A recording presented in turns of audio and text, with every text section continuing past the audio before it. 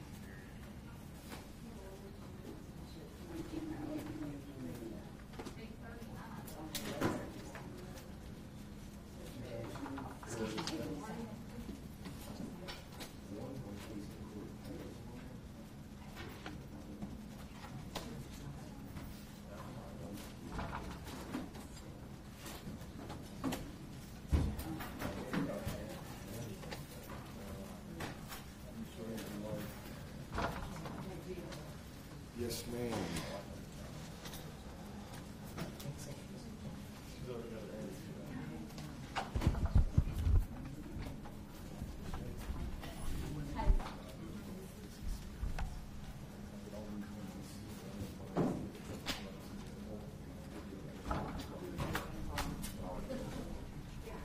All rise.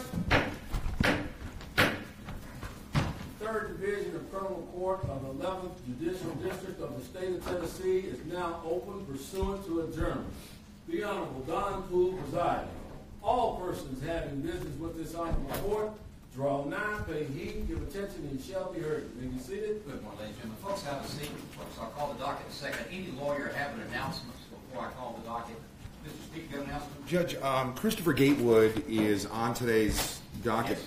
Now, just so I can bring the court back up to speed, Mr. Gatewood had pending charges. There was a ruling, Your Honor, made. The state elected to do an interlocutory appeal. We've gone through the appellate process through the Court of Criminal Appeals that confirmed your ruling. I was told by the Assistant Attorney General that they are going to appeal that to the Supreme Court. Okay. I don't know the status of that. And it's been a while. They typically would have got going on it. I would have think they would have already filed a notice. I have my office trying to track down right now, but right now I don't know the current status of whether they are appealing it up. I was told the Attorney General is going to appeal it to the Supreme Court. Judge, I would ask to continue it one more time. At that point, we should have all the appellate issues resolved and we can get the case moving. I don't think the state would have any objections to this time. No, sir. Judge, that'll be General Longshore's case. If the court wants to select a date, I'll notify her. Okay. Judge, I'd say out of safety, we've kicked this thing around for a while, maybe 60 days. Yeah, probably July, if that makes sense. July, any date in July, Judge, that works with your calendar is fine with me. And I think Longshore likes Wednesdays. Is that right, AD? Does not like Wednesdays. I think that 19th or 26th in July. Let's do, if the court will allow, July 26th. And his appearance, again, until the court is requiring it, we'll just have him Okay. in status. That's all I have, Judge. Thanks. Anyone else, folks, with an announcement before we call the docket? Ladies and gentlemen, as I call the docket, please stand and tell me that you're here. Daniel Don Bowen is in federal custody, represented by Mr. Orkline. I'm sure he'll be here. Ernest Fitzgerald Hawthorne In custody. Shanna Diane Clay. Ms. Lewis, Your Honor, I'm here for Ms. Clay. I'll try to check on see if I hear I will check that. Yes, sir. Glenn Allen Donaldson. He's here, Your Honor. He is here, thank you. Mr. Williams. That's actually set for pretrial, I think, isn't it? Correct, Judge. Thank you. Amber Nicole Green. In custody. Karen L. Hines. She is here, Your Honor. She's here, Mr. Hawley, thank you. Case of James Andrew Jackson is set for reviews. Mr. Jackson here. Not present. That's actually for review. Jamie D. Thomason. Here, Ms. Thompson. Here. All right, thank you. And Johnthony K. Walker. He's present. He's present this time.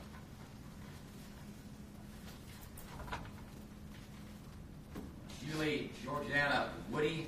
In custody. Ladies and gentlemen, now the docket is short today because of the extended hearing, but anyone present whose name I did not call, anyone at all, anyone come in now?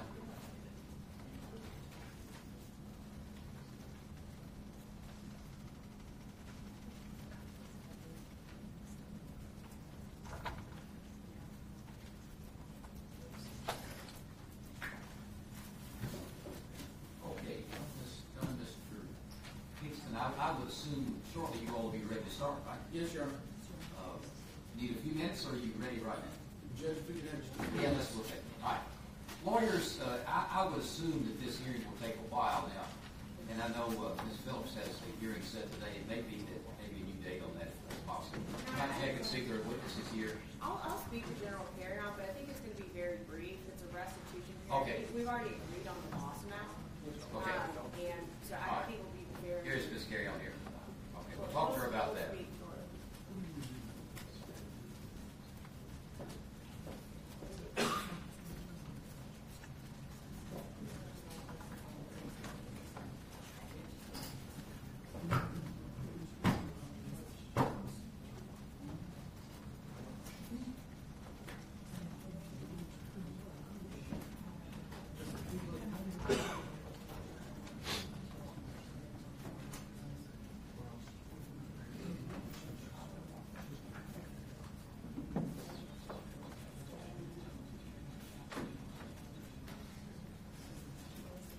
talking in the courtroom. Folks, this take about 10 minutes. Someone check something in this file this morning, so let me check it. It'll take about 10 minutes. Court's in recess for 10 minutes. You can move around and talk now. Concessions on the first floor.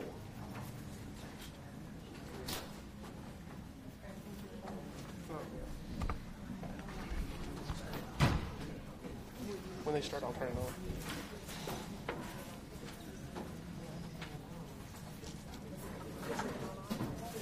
You mean?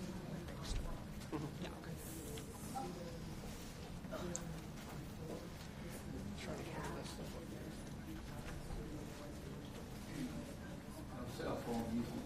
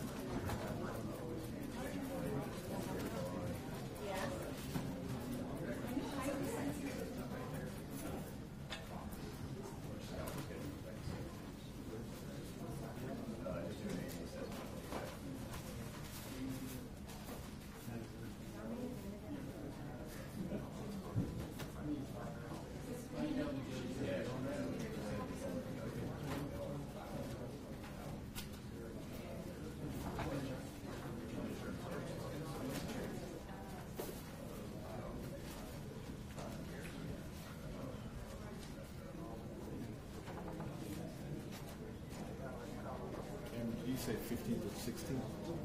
Yes. No, I mean,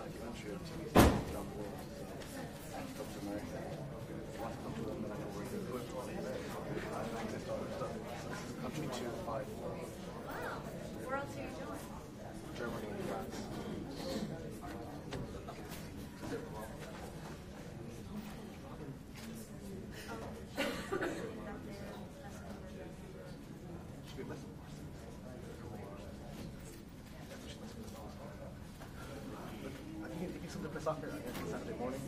I got class, so I can't really do much anymore. Here, come here. Can I hold him? I'm my baby. I'm going to get them the same thing. I'll make that 16.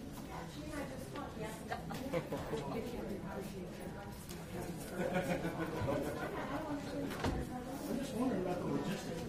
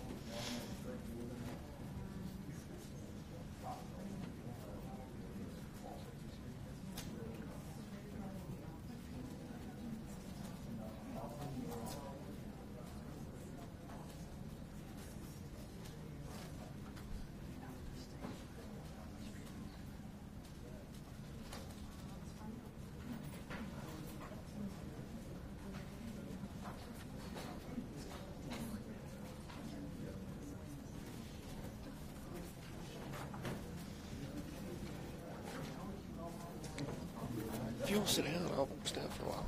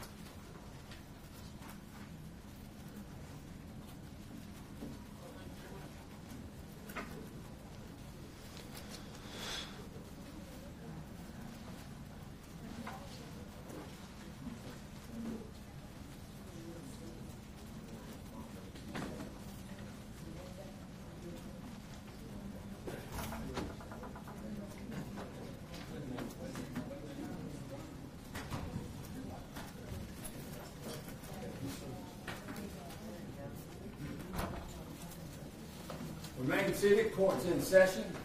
Folks, any announcements before we start into the hearing? State versus Walker. Good morning, Your Honor. Good morning, sir. Glenn Donaldson's on your docket at page 6. Mr. Donaldson, Yes, please come up. It's set for pre-trial today. Mr. Williams and I have discussed this. Mr. Summers and I filed motions, provided those to Mr. Williams yesterday, and we're asking for those to be heard on the 15th 15th of May. We have a trial set for the 22nd, which we anticipate going at that time. All right, the rest of the pre-trial motions in 5:50. Stay in touch with your lawyer, Mr. Johnson. Thank you, Your Honor. Any other announcements? Yes, sir, Mr. Lewis. Shayna Clay, Judge, that's page 5. Ms. Clay is now present. I've spoken to Ms. Carrion about this case. We're working toward a resolution, Judge. We just asked for one additional date. We should have a resolution. Getting a little over. Yes, sir. Ms. Clay has an obligation. What date? If we could do May 22, would work for the court and the state. That's a murder trial. I think probably not much time to develop it. Possibly May 29 then, Judge. 15th? Well, part of what we're trying to do is have an alcohol drug assessment for Ms. Clay. She has one scheduled on May the 17th. That'd be June. What's the- June 5 will be fine. What? June 5, yes. All right, man. Stay in touch with your lawyer, okay? Thank you, Judge. Your Honor, James A. Jackson is here now. James Jackson.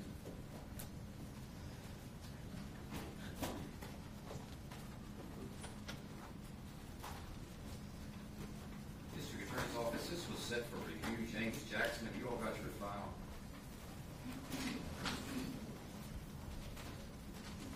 Probation matter. No talking in the courtroom, please. General Davis is taking a look at it. We'll Okay. All right. That's set for review. Mr. Jackson will let the state review it.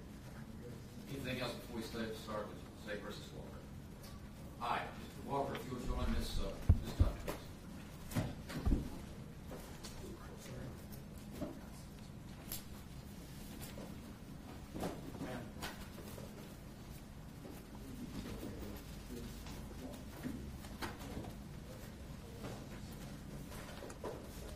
This then is the case of State versus Johnthony Walker, set for a sentencing hearing today based upon a jury finding 302476. The state's represented by Mr. Neil Kingston. Ms. Crystal Carrion, defendants represented by Ms. Amanda Dunn. The state's ready to proceed? Yes, Your Honor. And Ms. Dunn, you're ready to proceed? Yes, Your Honor. Any preliminary matters need to be taken up? Let me mention one thing. I think the Mr. Kingston notified the court and Ms. Dunn, and you all had talked about the availability of the probation officer who prepared the pre-sentence investigative report was not available. I think she has a very sick child. Yes, Your Honor, and I just wanted to make to the court, it's not that she doesn't want to be here. We've spoken with her yesterday, but What I understand, the child is very sick. in surgery, and yes, Your Honor. And so what we've agreed to do is stipulate to the PSI, and I think we emailed Ms. this is done yesterday and we hand delivered to the court some additional victim impact statements? I received victim impact statements yesterday. And yes. so that will also be part of that. So if collectively, I guess would be Exhibit 1.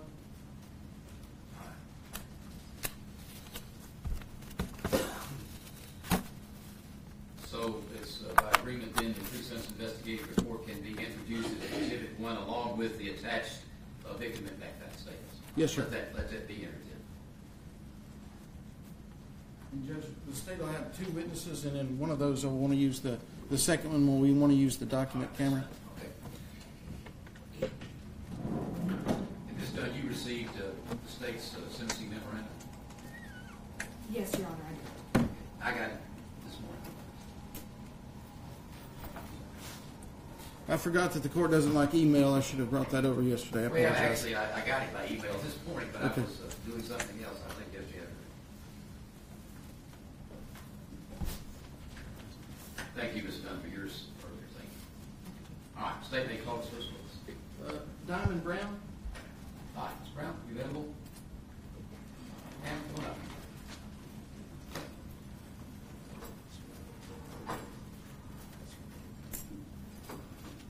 Okay, if you get any way you can get out of it, okay?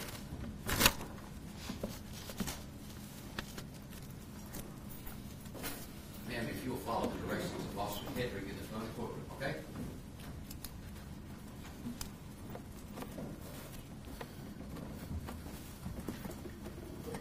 Have you raise your right hand and be sworn? Do you swear or affirm the testimony you're about to give in this cause is the truth, the whole truth, and nothing but the truth, so help you God? I do. You may be seated, ma'am.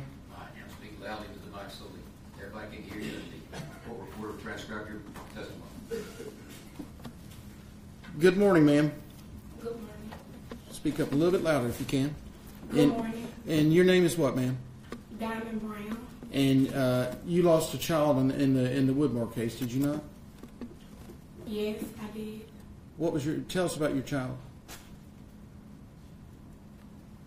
My son's name was Demion Lamar Brown. Yes, ma'am. Sure.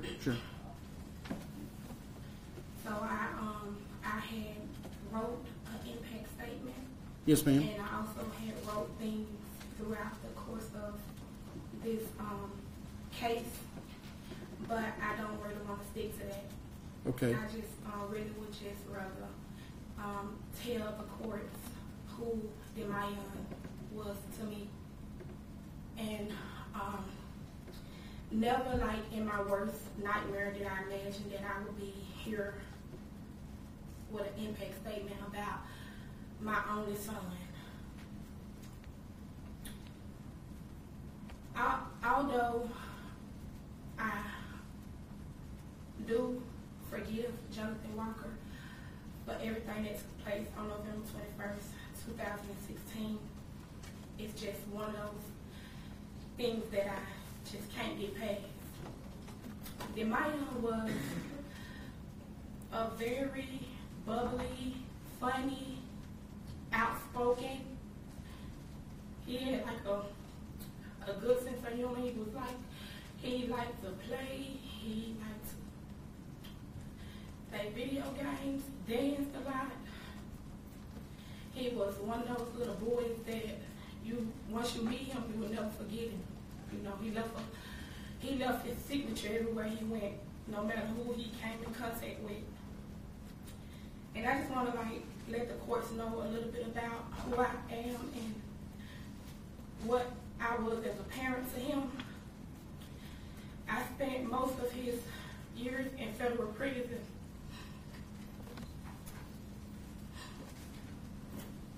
So a lot. I fought myself a lot for not being there for him through his smaller days. But I also give myself credit for being the mother that I was from prison and from the day that I came home. I do know that this situation was an accident, you know. I do know that, you know. And I have served time in prison, you know. so I do understand how the justice system work.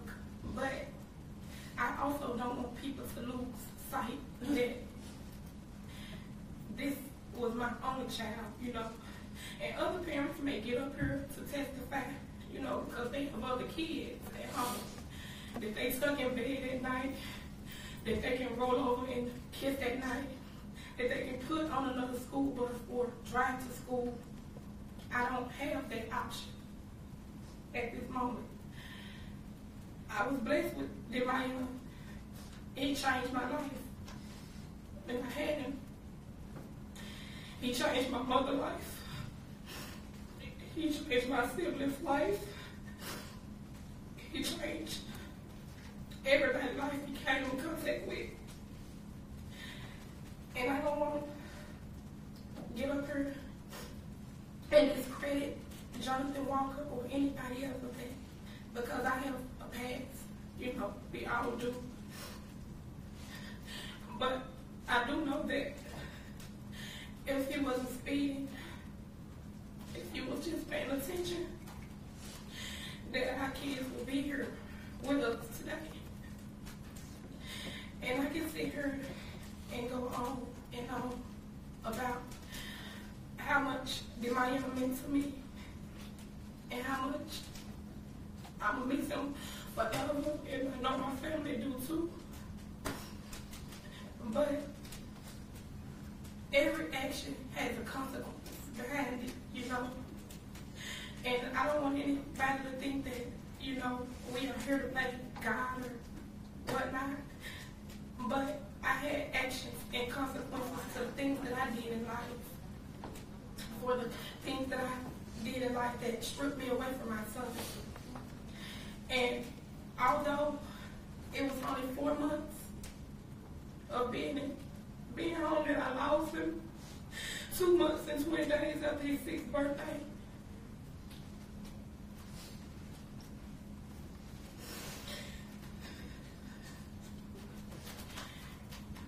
it's hard. It's very hard. And I thought that I would be able to sit here without tears in my eyes, without hatred in my heart, and say that Maya was everything that I hoped for in a child. I would never be able to get that from anybody else in this world. He was all I had. He was a person that changed my whole life. Like, he made me see things so much differently. I even started going to college just to show him a good role model that I could be for him, because I had been absent for so long, and I wanted him to be encouraged to go to school in the mornings. I wanted him to be encouraged to want things better out of life. I'll tell you a story. Demiah had come home from the bus one day, and I think he was maybe interacting with some of the other kids that had lost their life on the bus, maybe Zoe and Diana. And I think maybe he liked it, the girls or something. But he came home one day, and this was Monday before the crash. Friday before the crash, on Monday. He asked me, he came in, he was so happy. I always be at the bus stop waiting on him. And I think maybe that day I had an interaction with Johnthony Walker physically. Like, he just had told me that my son likes to dance in the aisles. So I believe that because he's a dancing little boy. He likes to dance and he likes to show off. He's sort of like his mama. We show off all the time. So after that, he came in the house and he said to me, "Mama," I said, "Yes, Demiah." He said, "Mama, if you don't mind, can you not come to the bus stop on Monday because it's embarrassing?"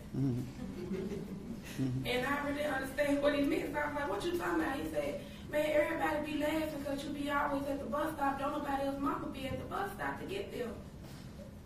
I said, "Okay, well, I could, try to let you walk back, as hard as it was for me to put you on the bus and to wait on you to get home, I guess I could do that." So I did that Monday morning. I took him to the bus, but I stayed at the bottom, sort of, at the steps, so that he wouldn't be embarrassed. I was there.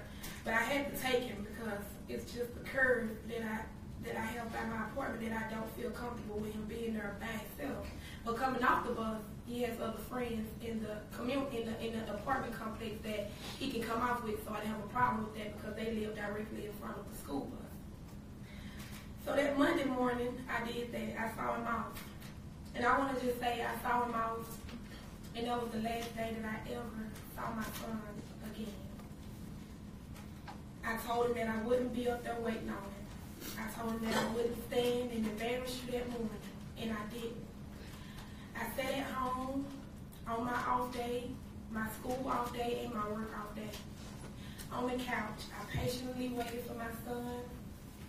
3:15 came, 3:20 came, and me and my sister, we was getting like anxiety. I was like, the bus hasn't came. Well, it was kind of normal to me because it had already been late a few times, so I was like, okay, just give it about 10 more minutes, it'll get here. You know, sometimes they, you know, kids get off the bus floor or whatever, so I said, we'll just wait. 3:30 came, we got the phone call from Alexandra Frazier on Facebook. She had stated that the bus had flipped over or something on Tally Road. And I was like, huh? I was like, okay, you know, I didn't panic, you know. Although I had an ankle monitor on my leg, so it was quite hard for me to get out the house, like right away. Because I had to call the halfway house. I had to call probation officers. Hey, you know, I need to go check on my son, you know. It was just such an inconvenience for me. But I managed to start walking. I didn't have a vehicle then. I hadn't got my license squared away. So I managed to start walking. Usually I would catch the bus to work and Cindy Maya to work with Jasmine, one of the other parents. He would sometimes catch a ride with her in the mornings or whatnot, you know, sometimes if she could take him or whatever. But this day I kept calling, you know, I guess she was at the scene too, so I didn't get a ride, so I started walking. I just kept seeing sirens, I just kept seeing EMS trucks, ambulance, so I'm like, where are they going? You know, it's got to be something big. So I started calling my family, you know, hey, this bus crashed, you know, everybody needs to get to Tally Road. And as I'm walking out the complex, me and my sister, someone gave us a ride and took us to Tally Road, dropped us off at the end, and we proceeded to walk on. And I just want to tell this story because it'll make a difference to people. I approached the scene. Someone had to be some of the first parents on the scene. So I was able to see kids still getting off the bus. I was able to talk to homicide, talk to officers, firefighters, just talk to almost everybody on the scene immediately.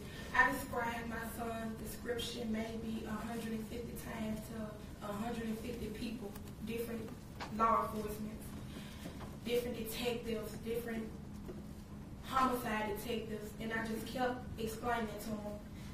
So my family had finally approached, and they were just like, they were just upset. I was more calm because I had already prayed so much. I prayed so much coming there, and I prayed so much while I was there. And one thing I know about my son, he's a very strong little boy. He comes out like if something happens to him, Mama, I scratched my leg. Mama, I fell off the bike, you know. He gonna make that appearance. And time just kept ticking and I didn't see him. And I'm walking through the kids, looking through kids with broken arms, broken bones, blood coming down their head. And I'm just like, my son would be somewhere out here running, telling me, hey, Mama, you know, we had a wreck, I'm okay. But after a while, you get a mother's instinct, you know. After you observe a scene like that, you get a mother's instinct. I take him to the bus every day, so I know where he gets on and where he sits and the direction that he sits in because I'm there every day to get him off that bus. So when I didn't see the front of the bus, I only saw the back of the bus, and I just saw the front of the bus covered. I knew that we were dealing with a case that I didn't want to be true, but I had already set my mind that this could be true.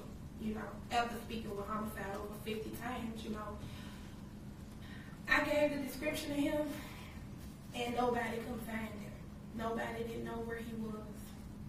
So we finally just went on to the hospital at 5:15, 5:20-ish. Sat in the hospital, y'all, for 6-7 hours. 11:45 to be exact that night. Homicide came in 3 or 4 more times before that. First they told us they couldn't find my son.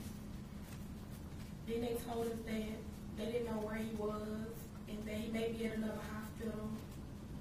And all kind of things that they tell you to not tell you that your child is deceased.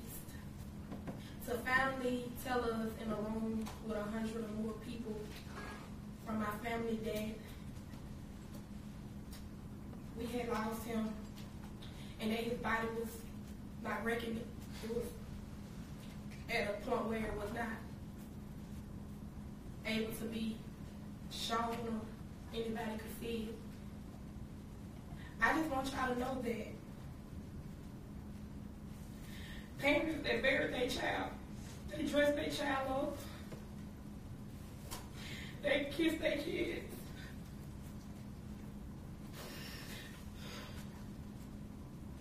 They did all those things you do to prep for funeral. I was struck from that. I didn't get to see it no more. I didn't get to kiss him. We didn't get to identify him. Not even before the funeral or after the funeral. He had a closed casket. I didn't get to even know if I buried my own son that day because his body was we couldn't recognize it if we wanted to. And I didn't want to put myself in a position to have that part of me follow me for the rest of my life. Although I was begged to never see that they had never seen a body of 20-something years of burying people that looked like my child. And I just want you to know, Johnthony, that you took somebody that was all I had. He was everything for me and my family. He changed our lives. He made me a better mother, a daughter, a better person. He didn't deserve to not have a funeral that was like other kids' funerals. He didn't deserve to lose his head in the process of this situation. He didn't deserve that. He was only 6 years old, 49 pounds. He was thick, you know. He was the tall, slim, little, outspoken little boy. He was everything that we had. It broke my family. It tore our family apart. It divided us. This situation divided my family. It's caused so much pain to my family. And I know you didn't intend to do this. I know that, Johnthony, I do. I know you suffer every day. I know you do, and I'm sorry for that. I am. I'm sorry you got to live through this. I am. I believe in God. I believe in forgiveness. I know your family.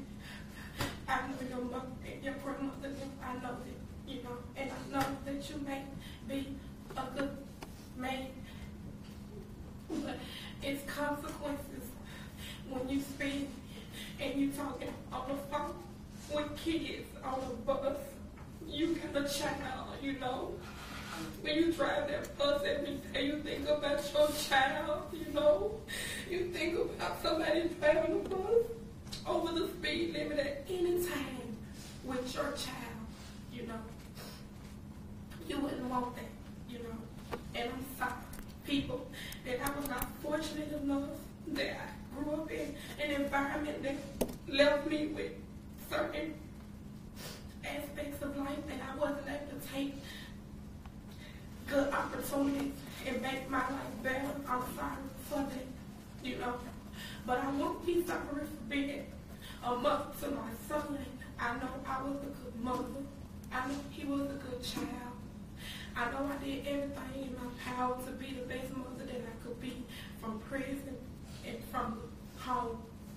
And I just want you to know today, I do still forgive you. I do, and I can look you in your eyes and I can tell you that I forgive you, because I know my son is no longer suffering on earth, you know. And we all have to figure out what we want to do in our life in order to get where these kids are at. We have to work twice as hard, you know. But I don't want people to get things twisted.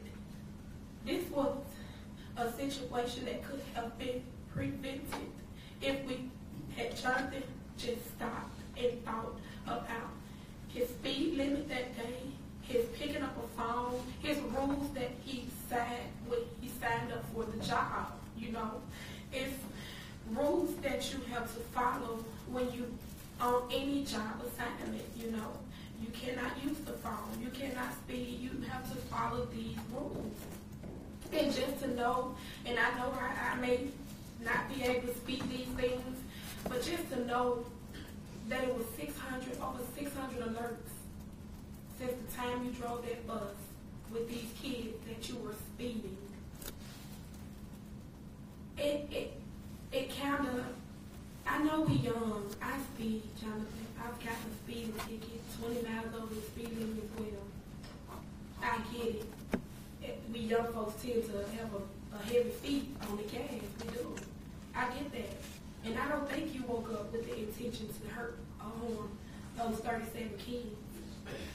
But I do feel like that it is a consequence behind that. And that you should pay for that. And it may not be the time sentence that I want or that another parent wants, but every action has a reaction, you know.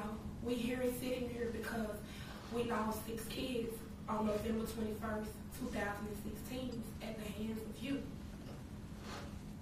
And although most of us have forgiven you, this is something that we'll never forget. This is something that we have to live with too, and we know you do too.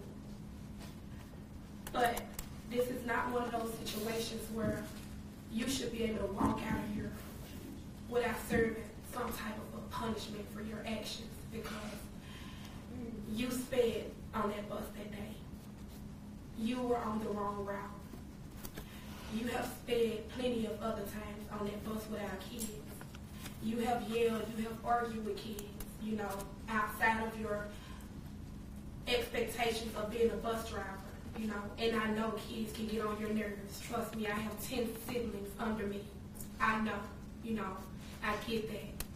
But once you take a job like that, you have to put everything you got into that job, because you have to look at these kids as if they were your kids when you wake up and drive that bus. This could have been your little girl on that bus with some bus driver that was speeding. This could have been Judge Poole's child on that bus with a bus driver that was speeding on the phone multiple times. It's just, justice has to be served, whether it's light or heavy. The consequences is that we don't have our kids anymore. You know, we got to live with that too. And as heartbroken as I am for you, and I will continue to pray for you and your family and everything that is behind you and my family and the other families, but every action has a reaction, Jonathan. And I'm not saying that the judge should give you life or give you these amount of years, but some type of punishment should take place, because it's 6 individuals that could have been a big, huge impact to society. That could have been a president or another Hillary Clinton or anything that they wanted to be. But they were stripped from that because one reaction. You just didn't think that morning, that evening. You just didn't take the time to focus on your speed that day. And for that, it resulted into a bus flipping over, hanging in a tree, a bus on top of a 49-year-old little boy, crushed to pieces. So I'm not going to sit here and say that I don't want anything to happen to you today, because I do want justice for the 6 kids, but I also forgive you as well. Ms. Brown, Ms. Dunn may have a few questions for you, okay? Thank you. I have no questions. Ms. Brown, thank you for being here. Tell us about your son. Okay, thank you. You're welcome. Your Honor, the state's last witness will be Jasmine Mateen. Ms. Mateen, right now. And, Your Honor, if we could get the document camera. She brought some pictures she wants to share with the court.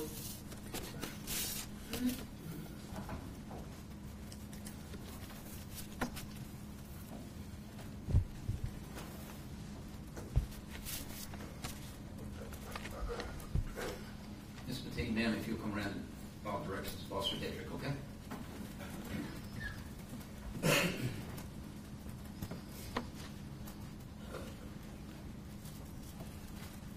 Do you swear or affirm the testimony you're about to give in this cause is the truth, the whole truth, and nothing but the truth, so help you God?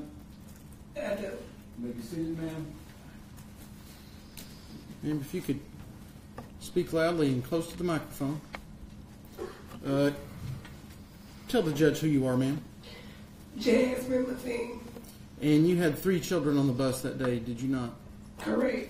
And will you tell the judge your children's name? Zakaria Brown, Jasmine Mateen, and Zaira Mateen. Okay. And Zaire she was, you lost her, correct? Correct. All right. Tell us a little bit about your children. My kids, they were very tight bond. They had a very close bond. Right. They was happy, outgoing. They loved dancing, playing. They love doing the things that kids do. Right. Ride bikes, play video games, Be girls, stuff like that. argue, like little girls do. Right. Right. How the 2 that survived? How have they been since the crash? They have nightmares. Some days they wake up screaming out of their sleep. Jasmine, she dreams of Zaira playing Elsa and Anna and Doc McStuffins. Right. They have to take pain medication. Did the school recently inform you that they may have traumatic brain injuries? Yes. How long ago was that? I just found this out last Thursday. Okay. And so you're going to have to seek out further medical attention for them. Yes. Is that correct? Okay. All right. You brought some pictures today you wanted the judge to see. Is that correct? Correct. And I'll go through them and they'll appear behind you. Ma'am, Miss Patina behind. I guess that's is that her? That's Zaira, the day that she was born. All right. And this here. That's a kindergarten graduation, the only graduation that my baby would ever be able to attend. She got a big smile, doesn't she? Yes. All right. And she had a nickname, did she not? That. Okay. And is that what everybody called her? Yes. All right. And I guess this picture is her in her casket. Is that correct? Correct. All right. And what is this, ma'am? That's her tombstone. Okay. And who is that standing beside her statue? Me. All right. And is this other family members? Those are my kids and my niece. All right. Now, I could be wrong, but these look like twins, are they? They're 9 months apart. 9 months apart. Okay. All right. So I guess by that alone, they were pretty close together. They was best friends. Okay. All right. Which one was the oldest? Zaira. Okay. And it's here.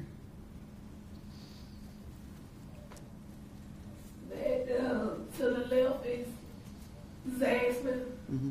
The middle is my husband. Mm-hmm. To the right is Zaira. Okay. Did they always dress essentially similar? Yes. You did that on purpose, I imagine, didn't you? Yes. All right. And I think this is a picture of you. Yes, that's me. At Daytona Beach, a week before the bus crash, Zahara asked, could I take her to the beach? Okay. So I went to the beach. After the crash? Yeah, I went to the beach during spring break and got this picture, edited it with her in it, and I also have a tattoo of her on my arm. And I think it says, always on my mind, forever in my heart. Is that correct? Yes. All right. And then here's a picture at the beach, right? Yes. Okay. And I guess that's kind of commemorating her in her life. Is that right? Yes. With Zahara at the top, watching over them. Okay. All right. Now, in addition to these photographs, I don't want to make these exhibits, Your Honor. She wants to keep those, obviously. I just want the court to see. Do you have a written statement that you wanted to read? Yes, I have a written statement in a form. Okay. And let me sit down, and I'll let you do that. Zahara Young was born on January 10, 2010 at 8:18 a.m. weighing 5 pounds 11 ounces. That, as we called her, was a very happy, silly baby. She hated getting her hands dirty and was always smiling. She loved playing Mortal Kombat versus her sisters and brothers, beating them all. She loved dancing, having dance competitions with me and her siblings, and doing the belly roll with her daddy. She tried teaching me, but of course, I could never get it, and she made fun of me. She had a lot of friends in school, but her best friend is Aspen, her little sister.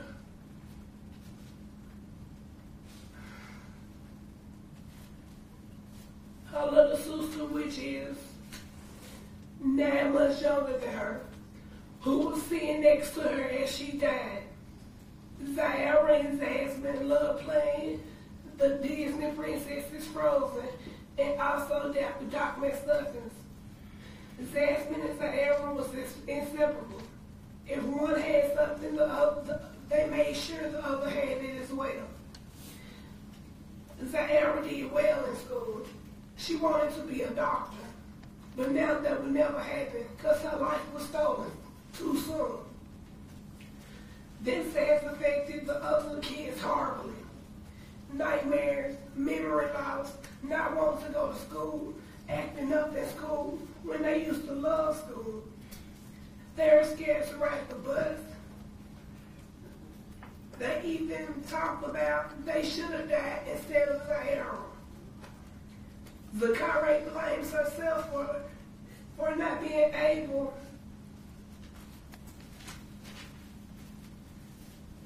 to save her. Jasmine told me on the scene, Mama, she dead. Fat, I'm sorry, come back. Words from a 6-year-old screaming for her sister is a day I'll never forget. Jasmine said, Mama, she's stuck between the seats. She's dead. I have my good and my bad days. I can't cope with the death of my child and how she was murdered. I can be fine then cry out of the blue. I go 3 or 4 days without sleeping. I see Zahara walking, running, and clapping through the house. I could never physically hug her, talk to her, laugh, play, or anything again. All I have is a statue to hug and talk to, but it can't hug and talk back. My baby would never graduate middle school, high school,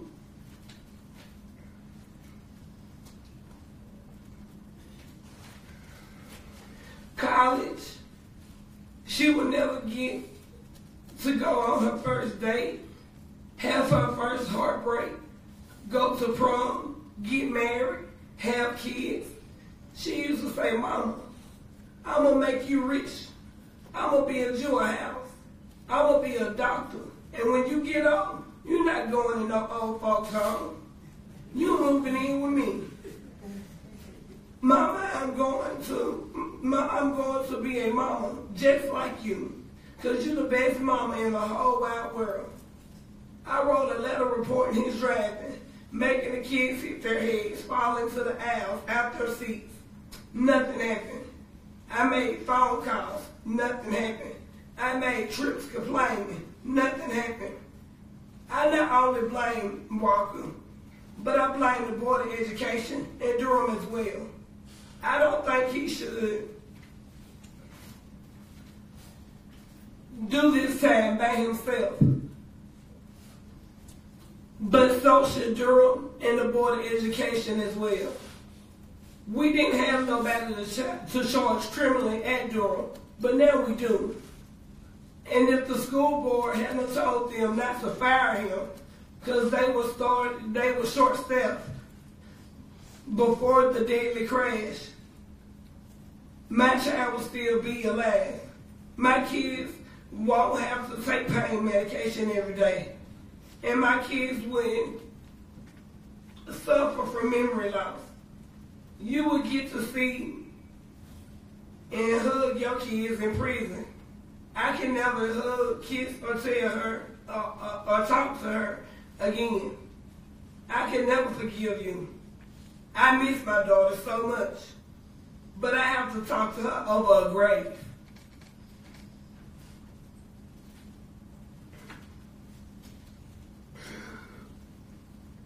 And then the poem, how do you live with yourself? How do you live with yourself knowing you cause so much pain? How do you live with yourself knowing these kids will never feel the rain? How do you live with yourself knowing that 6 innocent kids will never grow up? How can you live with yourself knowing 31 other kids will have nightmares for life? How could you live with yourself knowing you robbed all these kids' futures and families from their kids? Because that's what you did. You turned our lives upside down. You turned our smiles into frowns. How can you live with yourself knowing we went to graduations for kids that weren't there? What I really want to know is, do you really care? Thank you. Any questions? I have no questions for Ms. McKee. Gee, let me ask you this, ma'am. You had testified at an earlier hearing, I think, did you not? Yes. And had you observed Mr. Walker's driving that you indicated at that hearing? Yes. And what did you say about that? I saw him speeding, not stopping over speeding humps. I even had words with him about him speeding and talking crazy to the kids, cussing the kids. I thought that's what you said. Okay. Any other questions? What about those questions? Just very briefly. In addition to that, you reported all this, did you not? Yes. And who did you report that to? I reported to Brenda Cothran. She was at the time the principal of Woodmore, is that correct? Correct. Okay. I reported to the Board of Education. Okay. And Transportation. I know Miss Cothran rode the bus one day with him. Did anybody from the school board or the transportation department ever call you back? No. Okay. Thank you. Yes, please, Your Honor. Ms. Dudley has some questions. Good morning, ma'am.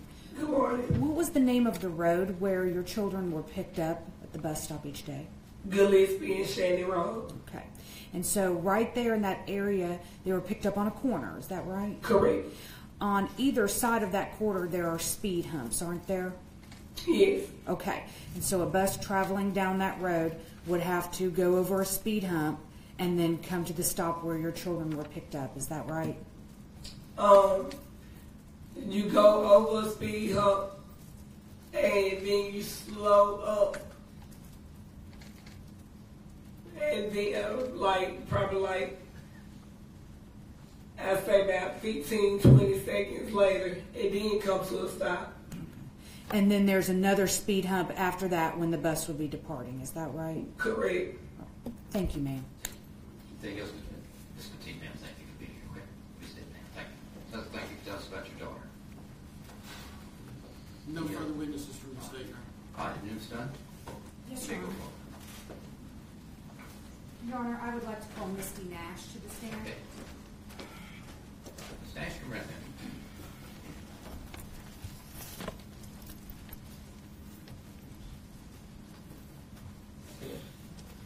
And all the rest is also taken, okay?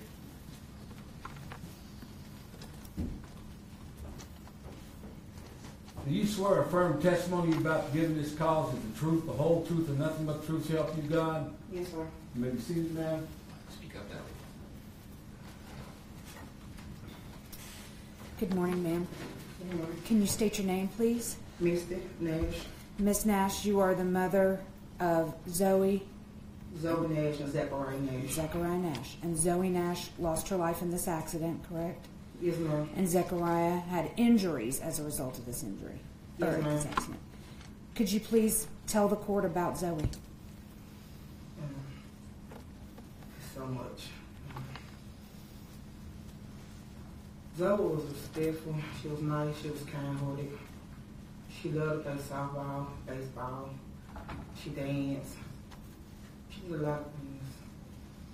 Most of all, she was honest and she was understandable. And she tried to treat people how she wanted to be treated. And she wanted to treat people, make them feel how she feels. You know what I'm saying? She wasn't judgmental or anything like that. She was a nice little girl. Loving girl. Tell us about Zechariah. Zachariah quiet. You know what I'm saying? He'll run to Zoe to handle his dirty work. He's sneaky. But he's a nice little boy too, you know what I'm saying? Zoe and Zachariah was 9 months apart also. That was his best friend also. You know what I'm saying? You see her, you see him, you see him, you see her. Can you tell the court about the injuries that Zechariah sustained in this accident? He broke his arm. He had to get a tube in his chest to help him breathe. He had a cushion. There was some bruises on his face and stuff like that. But he was blessed. He made it. You know what I'm saying? Yes, ma'am. Ms. Nash, your attorney and counsel reached out to me that you wanted to speak to the court today, so please go ahead and tell the court what you'd like to say from your heart. Johnthony, I forgive you. I don't blame you. You know what I'm saying? You're a child. You ain't nothing but a child. I have a son, probably like a year and a half younger than you. That could have been my child riding in schools. You know what I'm saying?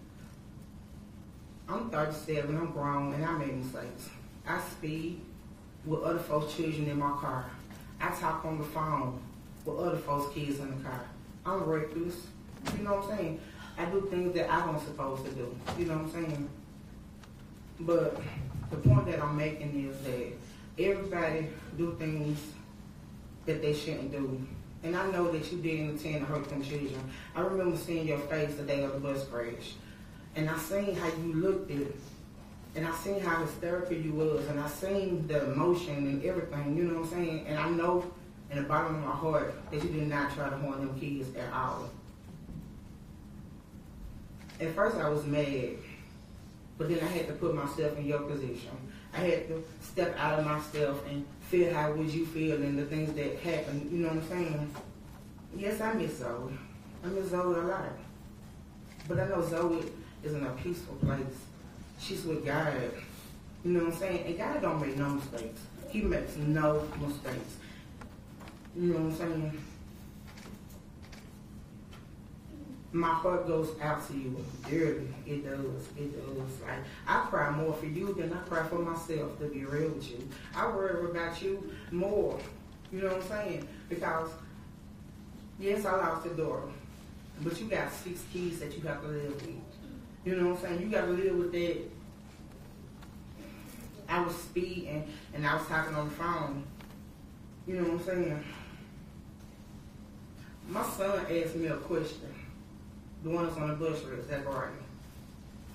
But he didn't ask me a question. He was basically just telling me, I asked him how he feel about the whole situation. And he said, Mama, I don't blame him. That's coming from a 9-year-old child. He said, Mama, I know he didn't mean to hurt us. I know that. And I can't sit here and talk for everybody else, you know what I'm saying? But on behalf of Zoe and Zachariah, I really want him to go easy on you, on your time. I really feel like putting you in jail for a long period of time is not going to bring my child back. It's not going to bring her back, you know what I'm saying? And it's not going to ease my son's mind of the things that happen to him. I really feel like you need to go to counseling, you need some help. Prison is not the answer to everything. So if it was up to me, I wouldn't want you to get any time for Zoe and Zachariah at all. I wouldn't. I'd rather you go to the hospital, talk, get this off your head, because at the end of the day, I don't know how you sleep at night. I don't know how you think. I don't know how you feel. I only know how I feel and I think. And I know how I feel. I can just imagine how you feel. Again, I don't blame you. I do apologize. You know what I'm saying? And I'm here. I'm here for you. I'm here. You can write me. I would love to come see you if it's possible. Because at the end of the day, this could be my son that I'm looking at right now. And you just a baby. You a baby. You a child. You was a child.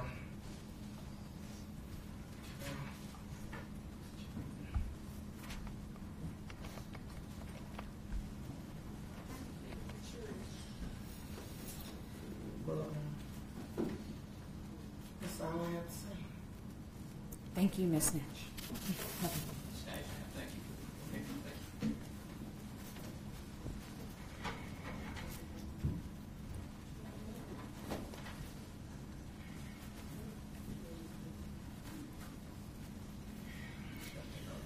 Your Honor, I'd like to call Kathy Corvin to the stand.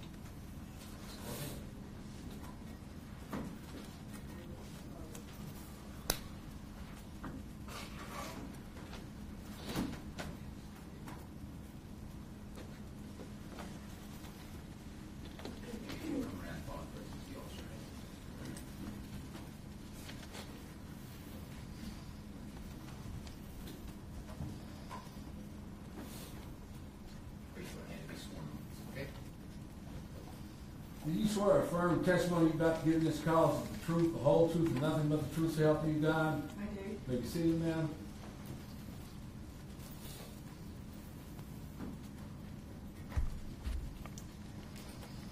Good morning. Good morning. Can you speak up just a little bit? Could you state your name for the record, please? My name is Kathy Corbin. All right, Ms. Corvin. And do you know Johnthony Walker? Yes, I do. How do you know Johnthony? I was a supervisor of his at a facility that I managed. And you're aware of the accident that took place on November 21 of 2016 Yes, ma'am. with bus 366. Yes, ma'am. You indicated to me previously that you had a statement that you would like to read to the court. Yes, ma'am, I do. Please go ahead. Speak loud into the mic. Yes, sir.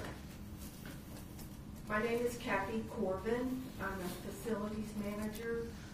In my position as a facilities manager, it's my responsibility to oversee the contracted cleaning service for the building that I manage. I first met Johnthony in November 2015. He came to work for the service as a floor tech.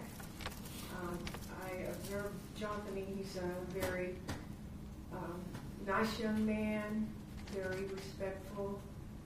He, my first initial impression of Johnthony was that he was very helpful and very pleasant.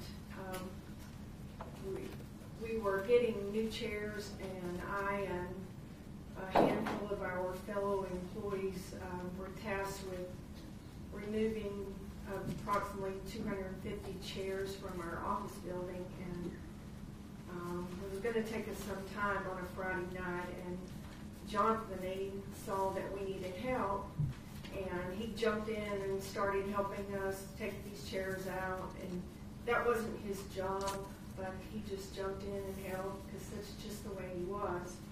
And he continued to help us until the very last chair was moved out of the building.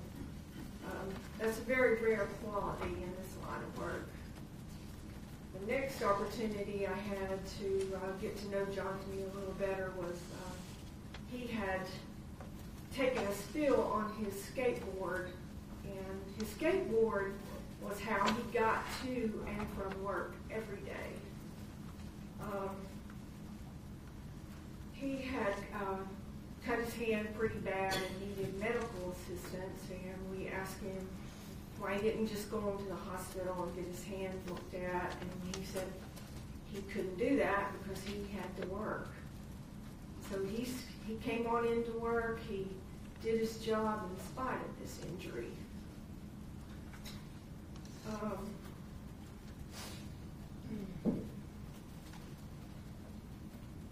Johnthony proved to be very dependable and responsible. He always showed up for work. He showed up on time. He did his job with very little supervision.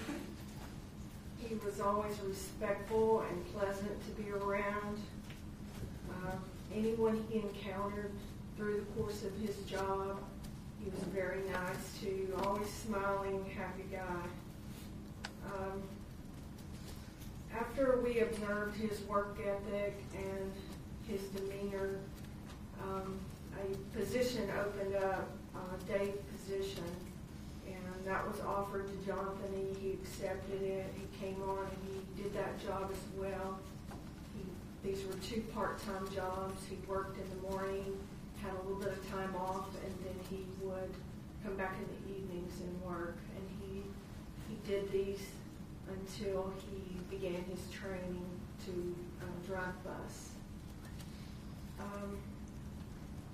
I had the opportunity when Johnthony was working as a day position to have a little more interaction with him and some very meaningful conversation. I found him to be a quiet, soft-spoken, kind, tender-hearted young man. He was hardworking, very respectful. I saw great potential and promise and ambition.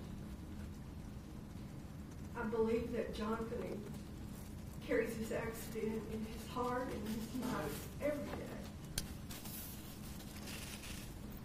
And that he will until the day he dies. I can't fathom the anguish that he has to go through on a daily basis. And know his character. I know that's a burden. I pray for the children that lost their lives and their families. I pray for Johnthony and his family. And my prayer for everyone is that the Lord will ease this unimaginable pain and suffering that they're all going through. Thank you, Ms. Clay. Nothing further for this witness. Your Honor. Thank you, Member Beach. You may step down.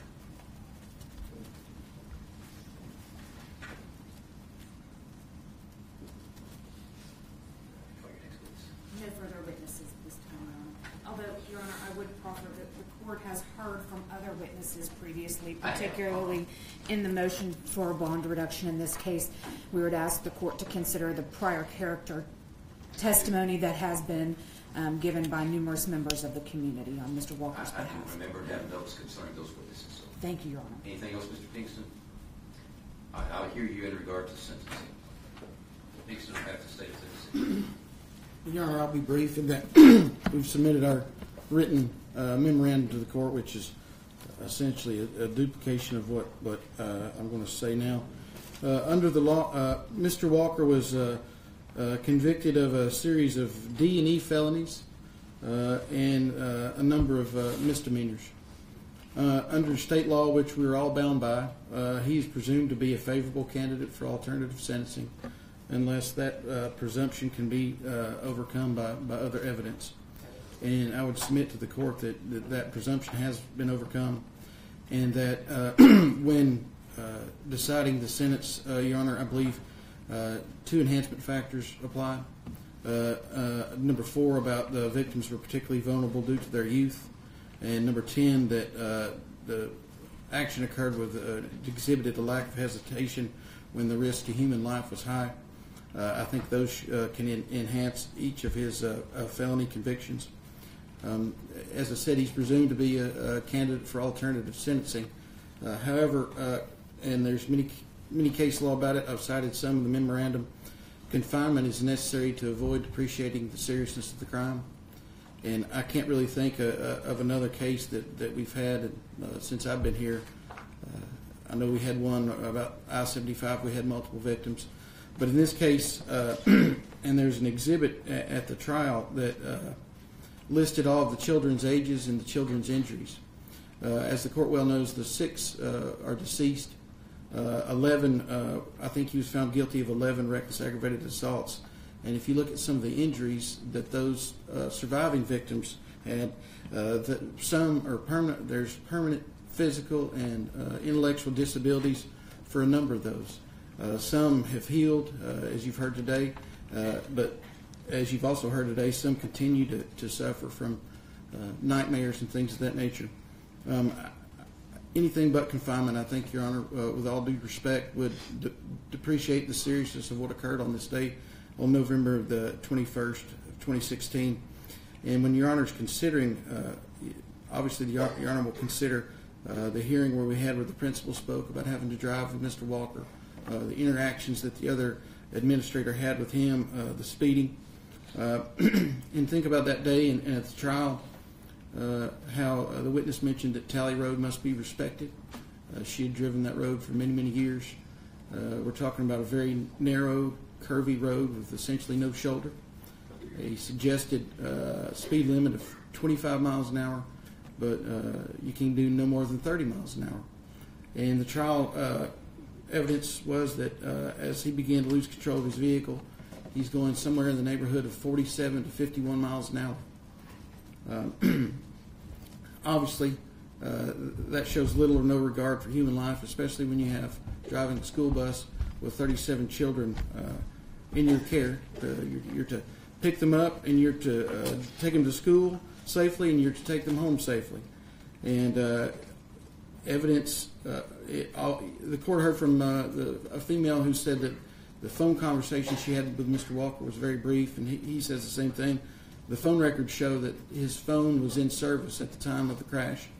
And so on this very narrow residential road, we have an individual excessively speeding on the telephone, and it results in death and tragedy that really none of us, other than those with kids on that bus, can try to quantify or describe to the court.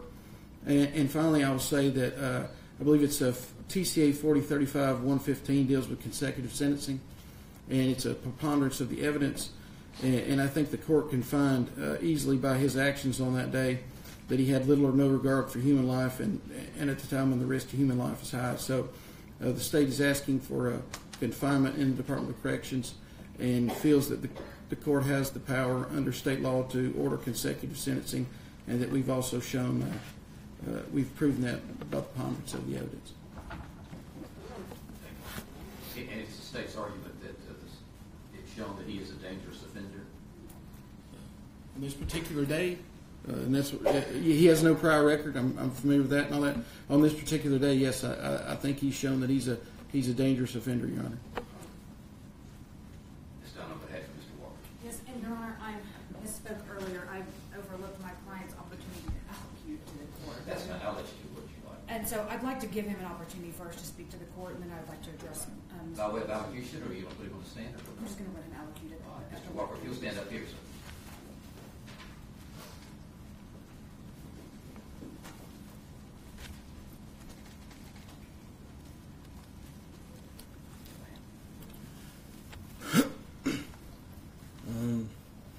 make this brief. To the court and the families,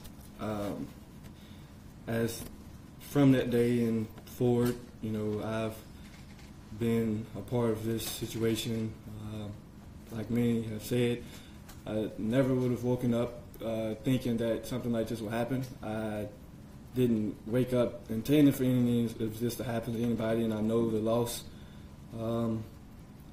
that it has impacted on many families, varied from my own, from even a small scratch to just being on the bus. This is something that I have to deal with for the rest of my life, whether in prison or out. And I can only imagine the loss and the hurt that the families feel from having this emptiness now, from having the shining light that they would consider their children.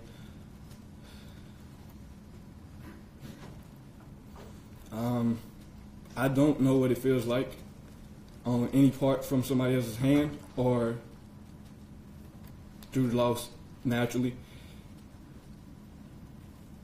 I know that families will never be able to have the graduations, the mates, the playtimes, the laughter in the morning.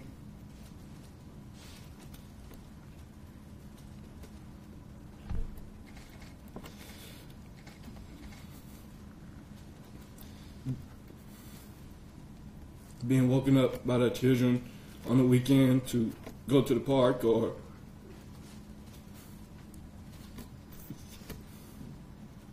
fix them cereal or play with their toys or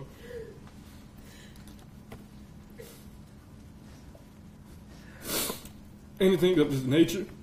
And I just want to apologize for taking the lights out of y'all lives and how it has impacted everybody.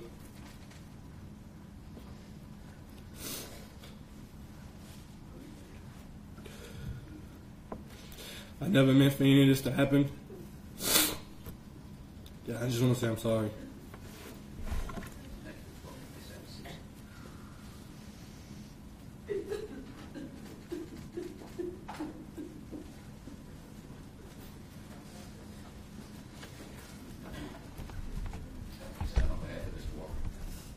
Yes, Your Honor.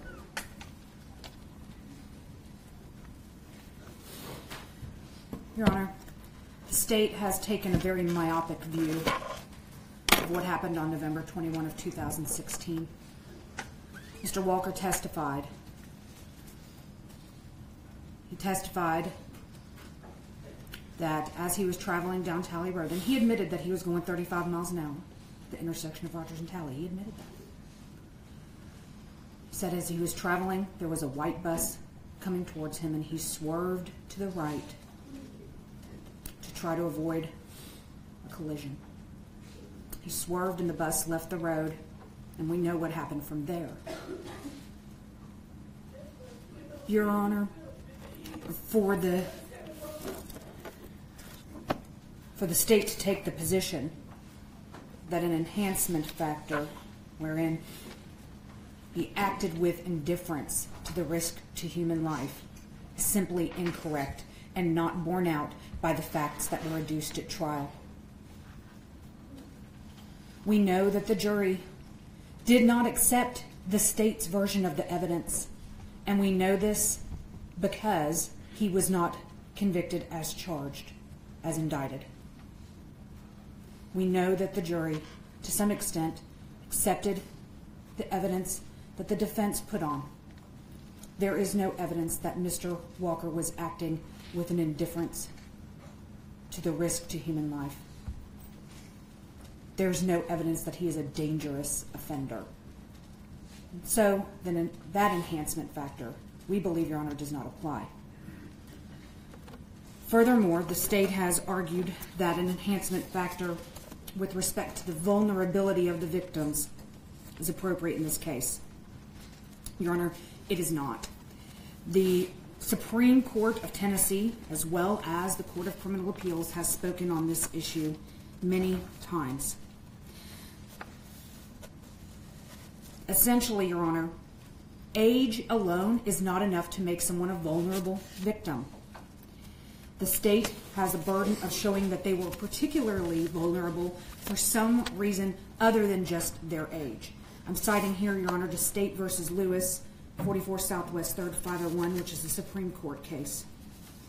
They referred to other cases, Butler and Poole, saying an offense may be committed in such a manner as to make the victim's vulnerability irrelevant as well. In other words, vulnerability may not be a factor in the commission of the offense. The state, in that case, Butler, failed to show that the victim's vulnerability was a factor in the commission of the offense because no victim, regardless of his or her physical or mental traits, could have resisted the offense committed in that manner. Butler was a case, a second-degree murder, where the defendant fired a weapon, killing another human being. And what the court said in Butler, which is 900 Southwest 2nd 305, was it wouldn't have mattered. In that case, Butler, the victim was an elderly person with a cane. And the court said, even though she was an elderly individual with a cane, she was not particularly vulnerable to this crime, because even if a weightlifter, someone that could bench press 200 pounds could have come in that room and they would have been no match for the fact that someone was there holding a weapon. The state cannot simply claim age as an enhancing factor for vulnerability. This was also addressed in State v. Poole, which is a 1997 case.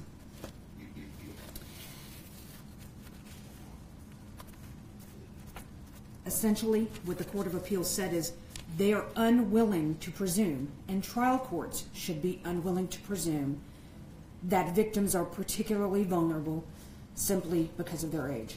What the court said was, given the inherent ambiguity in attempting to determine vulnerability solely from one's age, we are unwilling to engage in potentially unfounded presumptions. The state has not put on any evidence of any particular vulnerabilities of these particular individuals and how that vulnerability played a role in the commission of this offense. The truth is, Your Honor, anybody on that bus, regardless of their age, could have passed away as a result of their injuries. So, Your Honor, that enhancement factor relating to vulnerability simply does not apply in this case, and the court should not enhance Mr. Walker's sentence based upon that. Your Honor, we would point to mitigating factors that are appropriate in this case, particularly under TCA 4035-113, mitigating factor number 11. The defendant, although guilty of the crime, committed the offense under such unusual circumstances that it is unlikely that a sustained intent to violate the law motivated the criminal conduct. Your Honor, I think that's exactly applicable in this particular case. This is not a situation where someone burglarized multiple homes, robbed individuals, or engaged in a spree of criminal conduct. This is a case where, even if speeding, there is no evidence to indicate a sustained intent to violate the law. And in fact, quite to the contrary, as Mr. Walker testified, it was his desire to avoid another collision that in part contributed to the accident of November 21, 2016. Additionally, Your Honor, mitigating factor number 13, any other factor consistent with the purposes of this chapter. I've cited a number of cases in my brief, but I would cite again State v. Kelly. A defendant is to be given consideration for sentencing based upon his work ethic and his work history. Additionally, State v. Kelly says lack of a criminal history is an appropriate mitigator at sentencing.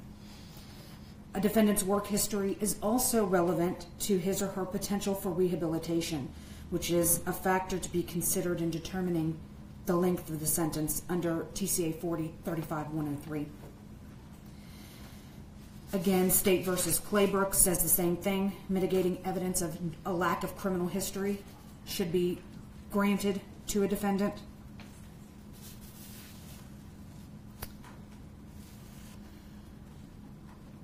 State v. Martin also addresses these same issues, and it also asks. It also addressed the issue of lack of intent, sustained intent to violate the law. And in that case, there was uncontroverted evidence to indicate that the defendant had made strides in strengthening his life and that his offense arose from aberrant conduct. Those mitigating factors are entitled to substantial weight. State v. Martin, 146 Southwest 3rd, 64, Tennessee Court of Appeals case from 2004. So there are a number of mitigating factors at play here, Your Honor. Your Honor has the pre-sentence report that was provided previously by Probation Services and which has been made Exhibit Number 1 that indicate that Mr. Walker has a sustained employment history. You heard from Ms. Corvin, who also indicated not only did he have a good work history with her, he demonstrated leadership and character that is uncommon. His work ethic led him to a point where he was working both a morning shift and an afternoon shift with that particular employer. At the time of this accident, Johnthony Walker was working 2 jobs, one at Amazon in the nights and then driving the bus for Durham School Services. His work ethic and his character have been testified to on a number of occasions in this court.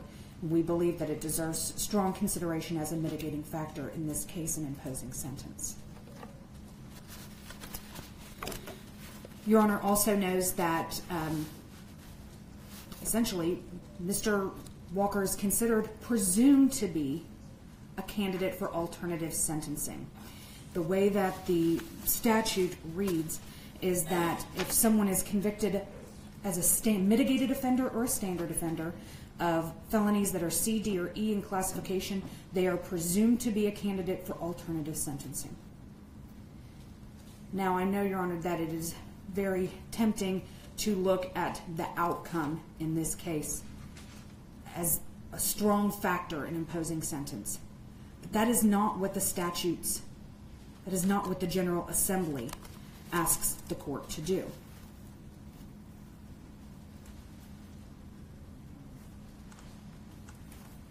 In order for the state to overcome the presumption that alternative sentencing is not appropriate in this case, they have to show one of 3 different things. This is set forth, Your Honor, in TCA 4035-102, subsection 6. It is presumed that the defendant is given these options. This can be rebutted by one of 3 factors proven by the state. Number 1, confinement is necessary to protect society from a defendant with a long criminal history. We know that doesn't apply here. Number 2 would be the deterrence argument that the state is essentially arguing in this case. And number 3 is that less restrictive measures have been applied unsuccessfully to the defendant. Again, that doesn't apply here. As Your Honor will recall, Mr. Walker was bonded out at some point, and a condition of his bond was that he would be on an ankle monitoring device, a GPS tracking device at all times. As Your Honor knows, there have been no violations. Not a report has been made to this court that he has failed to do what he promised to do under the terms of that pretrial release. And so that would not apply. And so essentially the court is left in determining whether this is a dangerous offender. Your Honor, there's been no proof put on.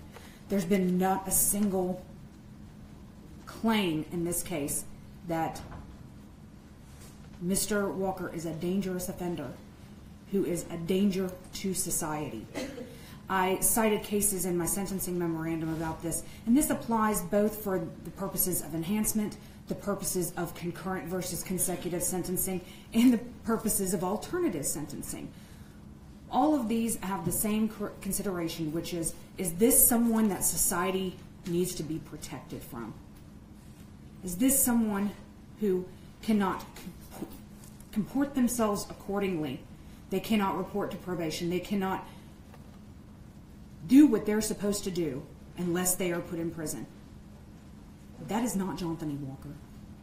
We don't have any evidence, not any evidence, Your Honor, that that is the case here.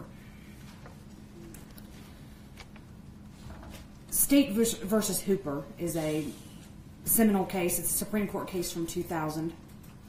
And in that case, the sole issue was whether the proof at sentencing was sufficient to support a denial of probation solely based upon the need for deterrence. State versus Hooper goes through a number of factors, Your Honor, that the court should consider. I'd like to go through those briefly.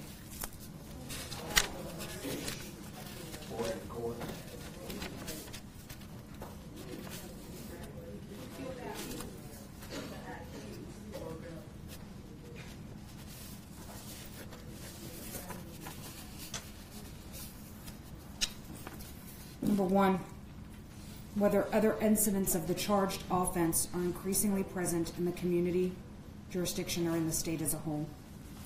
This factor speaks to the particular need for deterrence. Number two, whether the defendant's crime was the result of intentional, knowing, or reckless conduct, or was other motivated by a desire to profit or gain from criminal behavior. It doesn't apply here, Your Honor. Whether the defendant's crime and conviction have received substantial publicity beyond that normally expected in a typical case. Number four, whether the defendant was a member of a criminal enterprise or substantially encouraged or assisted others in achieving the criminal objective. Not applicable here, Your Honor. Whether the defendant has previously engaged in criminal conduct of the same type as the offense in question, irrespective of whether that conduct resulted in previous arrests or convictions. All of these factors have to be considered, Your Honor, for the state to overcome the presumption that Mr. Walker is entitled to alternative sentencing. We have also asked the court to consider diversion in this case as a form of alternative sentencing. We've previously provided the court with the TBI certification that diversion is authorized in this case, that he qualifies. And I'd like to bring to the court's attention a case called State versus Sherry and Claffey. It's a 2016 Westlaw case that I can provide to the court and to opposing counsel. I have the case. That was a case where defendant entered a no contest plea to 2 counts of vehicular homicide by recklessness. The trial court denied diversion and gave 2 5-year sentences to be probated after 200 days to serve. On appeal, the Court of Criminal Appeals reversed and determined that Ms. Claffey should have been given diversion for the following reasons: absence of criminal record, social history, home environment, past employment, general reputation, family responsibility, behavior since the arrest. Ms. Claffey was driving while under the influence of prescription drugs and was speeding, and people died as a result of her conduct. And yet, two people died. 2 people. And the Court of Criminal Appeals said that diversion was still appropriate.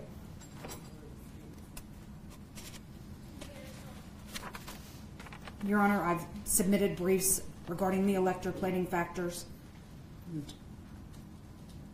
I will allow the court to consider those accordingly based on my sentencing memorandum and my prior submissions to this court. None of this is being offered to the court in an attempt to diminish the value of the lives that are lost, to diminish the value of every injury, or to diminish the importance of this case. None of this is being offered to the court to disrespect the lives that were lost or their families. However, Your Honor, we are bound by the law. And what the law so very clearly says is that Mr. Walker is a candidate for alternative sentencing. He should be given alternative sentencing because the state has not overcome that presumption in any respect. That he not only qualifies for diversion, but meets all the standards set forth under the electroplating case. He is not a dangerous offender. He is not subject to any of the enhancements that the state have put forward. And I know this is a painful day for every single person in this courtroom here that has a stake, but Your Honor, we're asking the court to abide by the law. As Ms. Nash put it best, Her child will not be brought back, nor will Zachariah's arm be restored to full function by a prison sentence. Mr. Walker served almost a year, day for day, at the Hamilton County Jail. He served it in protective custody. He didn't see sunlight. He didn't see humans except for me. He lived a life of solitary confinement for a year, and now he is being punished with a life of knowing that these lives were lost under his watch. We're asking the court to follow the law. I ain't that bitch. Folks, please. I ain't that bitch. What you do, I ain't that bitch. I thought every motherfucking thing out of my Out of the courtroom. Fuck you, bitch. Fuck you. Thank you, Your Honor, for your consideration. Your Honor, just briefly, so not being misled, Ms. Dunn cited the statute, but she didn't read all the statute. Confinement is necessary to avoid appreciating the seriousness of the offense or to provide an effective deterrence. We're not arguing deterrence, we're arguing in the statute of the ordinance. Folks, I thank all of you for your respect of the court and the proceedings that we've had up to this time, and I understand it's very difficult for everyone in this courtroom. We're going to take about 10 minutes, so we'll come back at 11 o'clock, and I'll pronounce the judgment statement. Court is recessed 10 minutes.